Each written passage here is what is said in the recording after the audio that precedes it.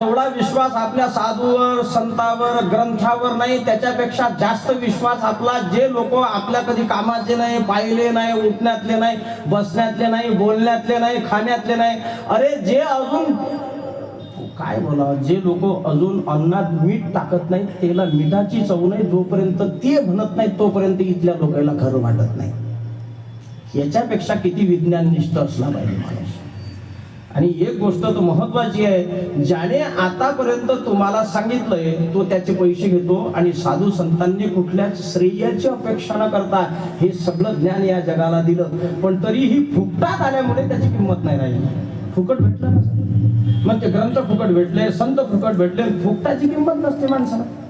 नाही तर आता हे रिसर्च झाला की या पृथ्वीवर किती जीव जंतू आहेत, तर म्हटले 84 लाख. रिसर्च झाला तेवढं संशोधन केलं, आणि जेवढं संशोधन करायला जितका काळ गेला त्याच्या अगोदर आमच्या संतांनी सांगितलं कोण्या कोण्या काळात कोण्या युनित किती किती जीव व्हा लागले. म्हणजे आपल्याला जन्म मिळाला नाही असं नाही, जन्म मिळाला, पण मिळालेल्या जन्मात ज्ञान होतं काय मला सांगा. कुत्र्याला कळतं का? कुत्र्याला कळतं काय? महादेवाची पिंड आहे, याच्यावर सगळ्या बायका रोज एक लोटा जल